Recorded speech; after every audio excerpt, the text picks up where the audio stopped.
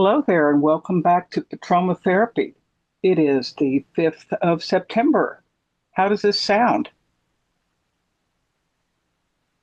Hello back to you because I didn't expect you answer that soon because I tried to invite you, but the message said that the invite is prohibited. I don't Really? really understand how could the invite be prohibited, verboten in German. It's And then you said hello, and I was kind of glad that you made it. Yes, I went through the enemy. I went through the enemy line, and I set up camp just on the other side of the enemy line. And so, we're back after a little holiday, a little unpaid vacation, and we wanted to let our subscribers know that possibly tomorrow or the next day we might be interviewing a philosopher truck driver, Jaredon. He has a lot of experience with traveling in the United States and also into Canada. He is a funny storyteller. He has a fox that snuck into his house. Also, a porcupine has attacked his dog. So there's a lot to look forward to. And we welcome our listeners, Tony Carnes and Michael in Albuquerque and Ralphie Boy and David Anton and, just everybody everywhere. I wish I could be a philosopher. I mean, I probably would have made a great one if I was born in Greece like 1,000 years ago. But and now I don't know what qualifies someone as a philosopher because I think such names as Freud and Kant, I don't know, they are philosophers. But if someone asks me, are you a philosopher? I wouldn't know what to answer to. Okay, the answer to all questions are either yes or I.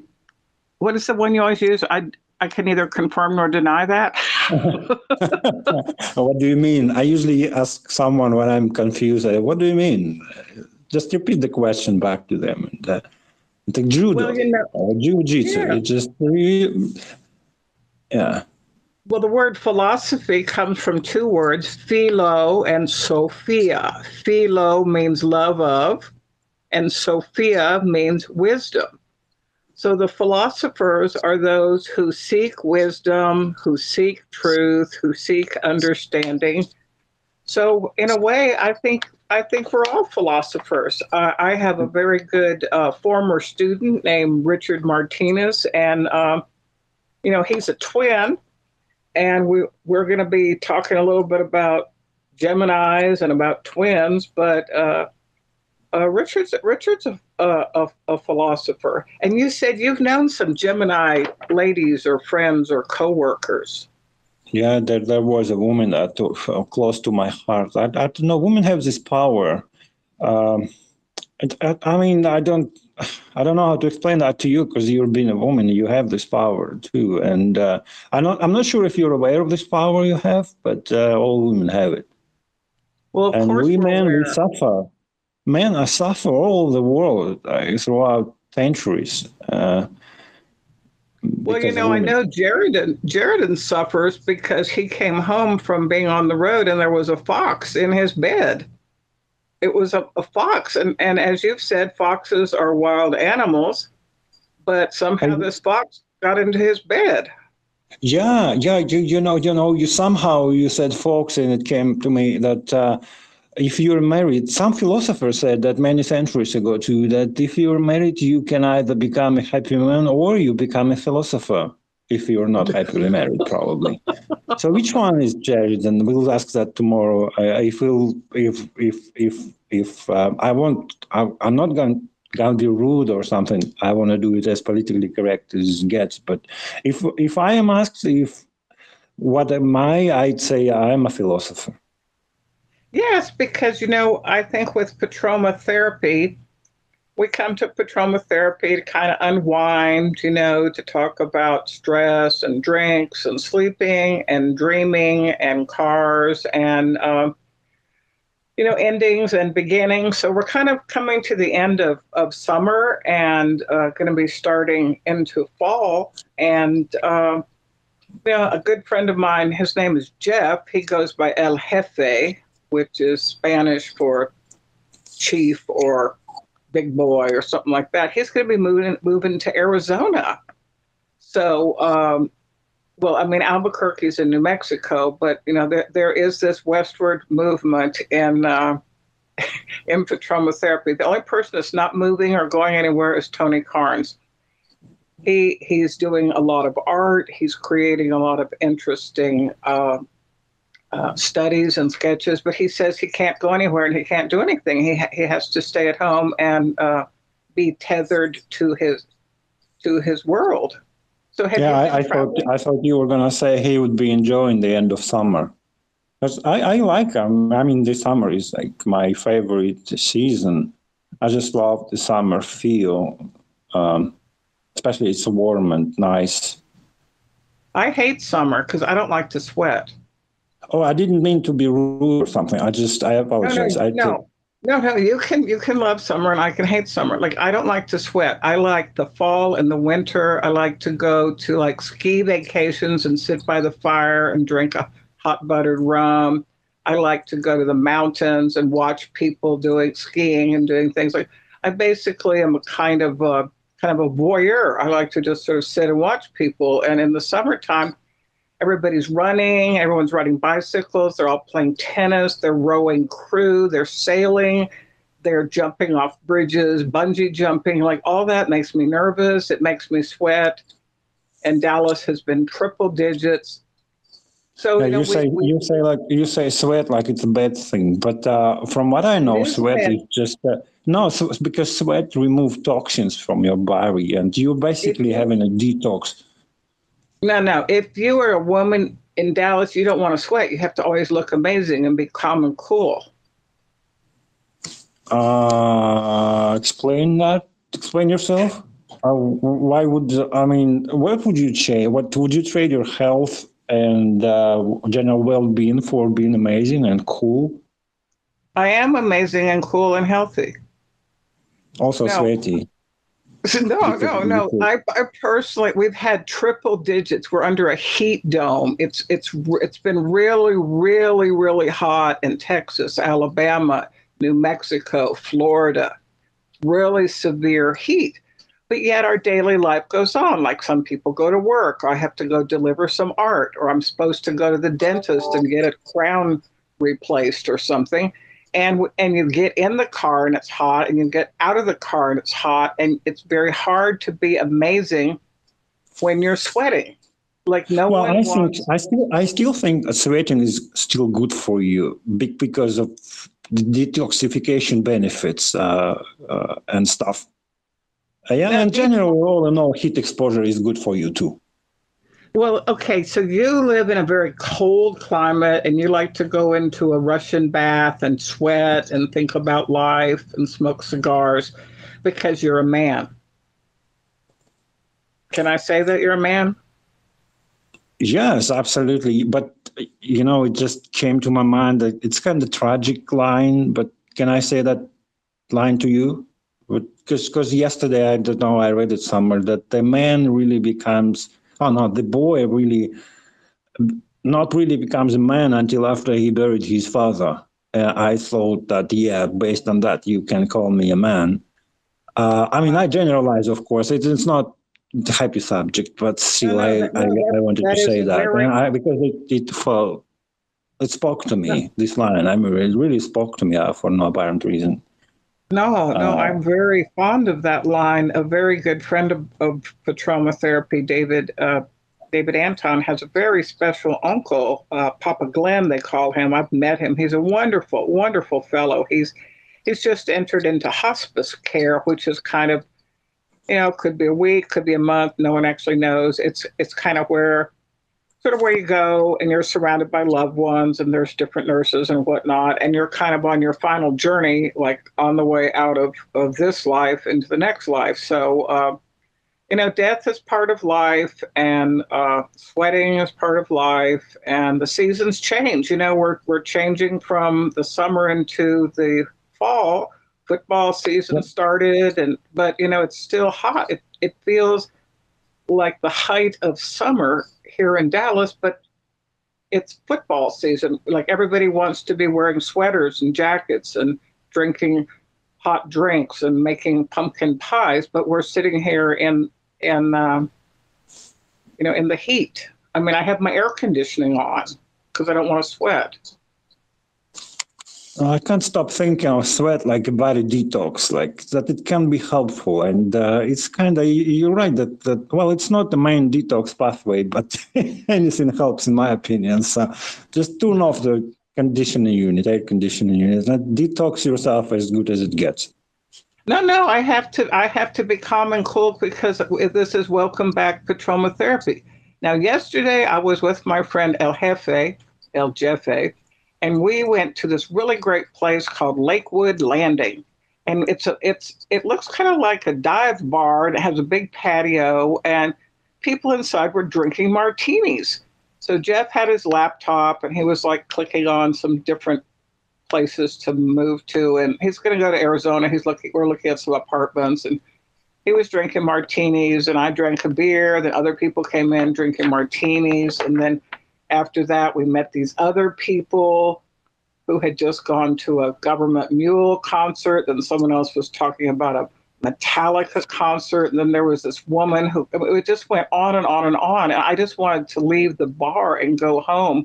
To me, just going home is detoxing. I get out of the crazy environment of Dallas people that, like, they've been sweating all day. They've been on a 4-day weekend. Today it's back to work. So to me, I think you're being harsh to Dallas people because I was in London somewhere, I don't know what year it was, but and then I went to Paris, and in Paris they don't use air conditioning units at all. The bus, taxi, or train, there is no air conditioning. You just have this window only partially cracked. I don't know why, but never go to Paris during the summer. My point. Wait a minute. You went to Paris. You were supposed to meet me in Paris, and then you were arguing with me that we should go to London. You have been to Paris? Yeah, that was like way before we ever know each other. Okay, 2000K, I don't remember. It was like 15 years ago. The point is never go to Paris during the summer or any other tourism. I've been in the summer. I took some art history students to Paris in the summer, and it was raining, and we all had to have jackets on, and this was maybe about, I don't know. Well, maybe that was just a cooler month, but yeah, if you'd be in like when it's hot, you'd never do it. It's an old city, and the global warming isn't old. Well, let's not argue. Okay. How do you say okay in French? Oui? Oui means yes. Alors. Yeah, how do you say okay in French? ALORS, which means let's get on with it. Alors. Alors. I like how it sounds. Alors. Alors, or allons-y. Let's get over this and go on to the next thing. One of the interesting things about Paris is I took these high school girls and their aunts and their mothers, so it was 21 women in Paris. You can't believe, these are Texas girls from Houston, and their mothers and their aunts, and we had so much fun. We had a kind of a very sexy little French guide who would meet us on the bus, and we went to go see the Mona Lisa. It's not even called the Mona Lisa, it's called La Gioconde. And then after we go see the Mona Lisa, which I was like underimpressed with, he says he wants to show us something very special. And I'm thinking, this guy is ridiculous, because here's all these Texas girls and their mothers and aunts, and everybody looked great. So he takes us off to this other room and down a hallway, and he goes, voila, le hermaphrodite. And I look at there, and a hermaphrodite is a reclining figure. It's really quite beautiful. It's made out of marble. and it is a figure that has both male and female equipment. So the girls are looking at it kind of laughing, and then the mothers are kind of laughing. And then I just shoot this look at this guy like, I can't believe you did this. And he kind of gives me a little funny smile. But we had a really great time in Paris. The majority of women I know, they're obsessed with France and Italy. But speaking about France, they love Paris in particular. And I thought, I don't know any groups of guys, like there were guy version of this city, like, I don't know, there's something magical for women in Italy, in France. It's all the men. Probably that sculpture you just mentioned. But I don't. No, it's all the men. I like Italy. I like Umbria, and I like Assisi. I like Sorrento, Côte d'Azur. What is your dream? What is your dream city? I want to go to St. Petersburg and go through the Hermitage. But the city that I have liked the most is Istanbul. Of all the cities, it's between two continents. It has history, it has food, it has nightlife, it has history, it has food, it has nightlife. No, I like Istanbul. Manhattan was good, but it's full of smoke now. All this smoke from Canada is like pouring all over Manhattan. Well, what are some cities that are your favorite cities? For some apparent reason, for no apparent reason, basically, I want to go to another planet. I'm not thinking of city when you ask me that. I'm thinking of Mars. Like if there would be one-way spaceship travel, I don't know. I guess you need 4 years to reach the Mars, and then you can't go back because it takes kind of lots of fuel, which there isn't for you. I'd stay there and I'd set up the base, or I'd live there for, I don't know, another 50 years, for instance, if they sent me right away. I'd be happy. Will we be able to record petromotherapy from Mars? Yeah, but delay would be huge. Like if you ask me something, you have to wait like 50 seconds, 50 before I answer, because the sound wave, it takes time to travel. But look at the bright side. I'm still here and not on Mars. But then again, we both could go to Mars because record there with no time delay, no ping. I actually heard a program. I actually heard a program on NPR, National Public Radio, yesterday when I was driving around, and they were talking about pockets of water. Like I think Russia tried to plant something on the moon or Mars or someplace, and it failed. And then India planted something somewhere, and they were just talking about Mars, and they were saying that they have discovered some little pockets of water, which is going to be really great for life, because with water they could do rocket fuel, and they could do vegetation, they could do humans. So it was a very interesting article about radio program about possibility of life on Mars. And for me, I am just trying to figure out life in Dallas. It is so challenging. It is very tiring. The city that you live in must also be sometimes tiring and exhausting. You have to commute. Do you have a little rocket? but then again, what I think is everything is relative, and also I love to say that wherever you go, there you are. It doesn't matter where you are, because you are what you are. And if you're a city or in the forest, you still are, or whoever it is you are. And but by the way, did you say the National Public Radio? What is it? Is that the real thing? No. NPR and BBC. These are some radio broadcasts that have rather interesting radio episodes. So, the BBC and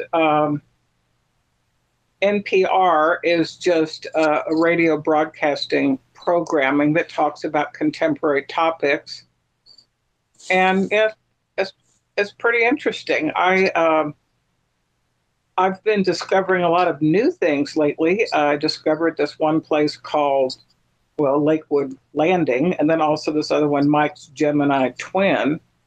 So the theme of space and horoscope and time travel and Mars have been kind of circling around my brain in the past couple, 2, 3 weeks. It's interesting that you would mention Mars. Yeah, I told you before, I guess, that some people are terrified that I'm ready to leave the Earth for good, but I don't think they're. I'm just as surprised with people who said that they would never drive a taxi with the artificial intelligence, with the computer program, which I think is nonsense, because the computer program is much more safer than the driver, a human driver at the wheel next to you. But anyway, Yeah. did you? I know you said that you read Moscow news, but then I did never ever heard from you that you listen to NPR. I just didn't even know it existed. No, it's called Moscow Times, like the New York Times. Moscow Times. Or the Newark. The Newark is Newark, New Jersey. We have a subscriber, Teshwan Glover. He's the editor of the online version of the Newark Times. Then we have the New York Times. And then the Moscow Times is written by expatriates who have left Moscow in Russia, and they're writing about events going on in Russia and in the world outside. They're Russians, but they're not living in Russia. They have left the country.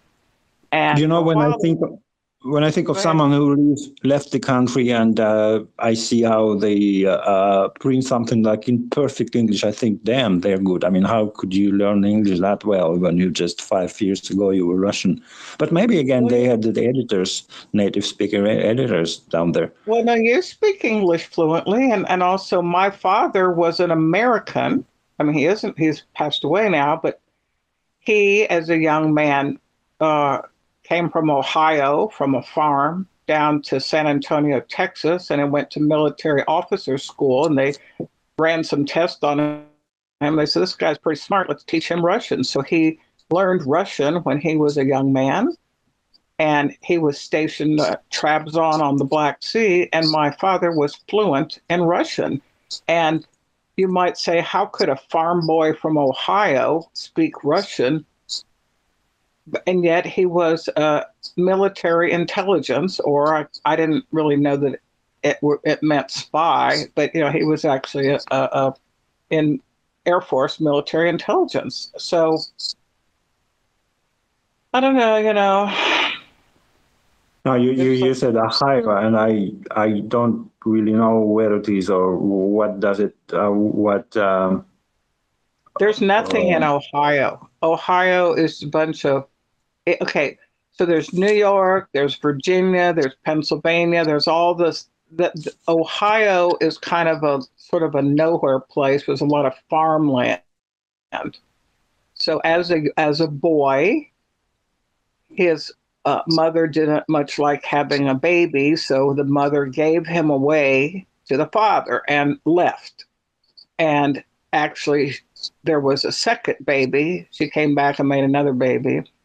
And my father had a sister named Maxine, and then she left these a 2-year-old and a 1-year-old with the dad. Then the dad, what can a man who's on a farm do with a 1-year-old and a 2-year-old? So he gave away my father to one family, Aunt Martha, and gave away the sister to a different family and just left.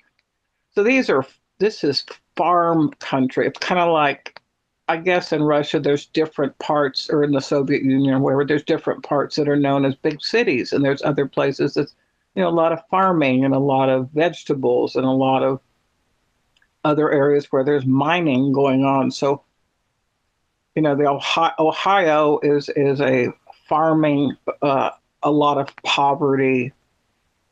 It's not a place to go for vacation. Let's just say. You said, okay. Farm boy. I think I'm kind of maybe halfway through a farm boy too. I just planted potato this spring in June, I guess. And can you imagine? I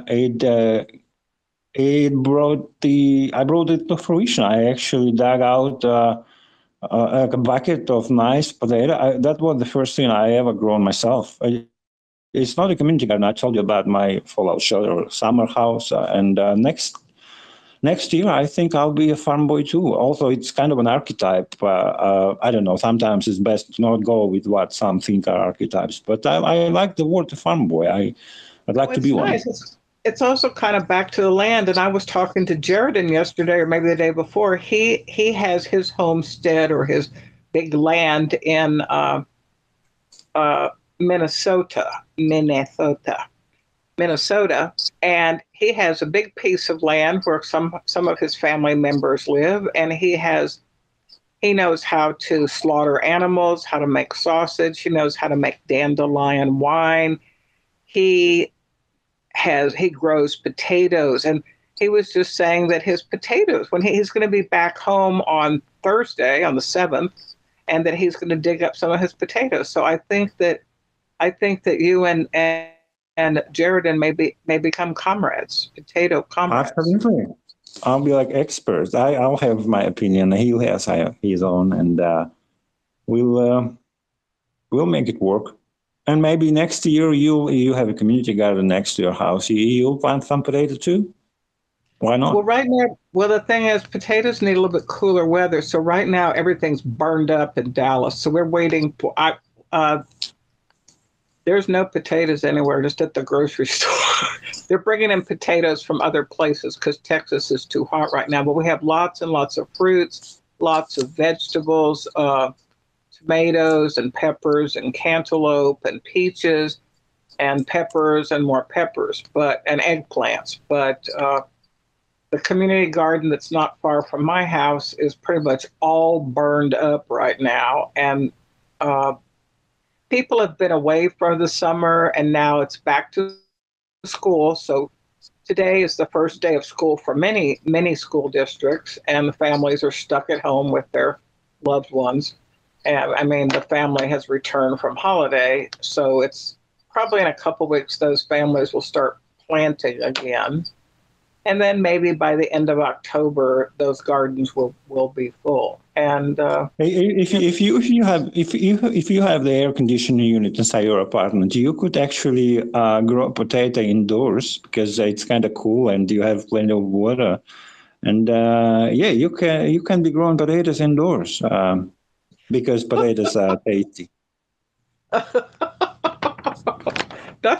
So it's been so hot in Texas. I have a cactus, and I had grown some morning glories around it. I was going to try to make these vines where the morning glories crawled up the vines, but the cactus was exhausted and hot outside, and the vines dried up. I went away for a day and a half, and I came back, and the cactus is just about to pass out. And then I brought the cactus in the house. Imagine, it's so hot that I'm bringing a cactus in the house. And then the cactus told me, thank you.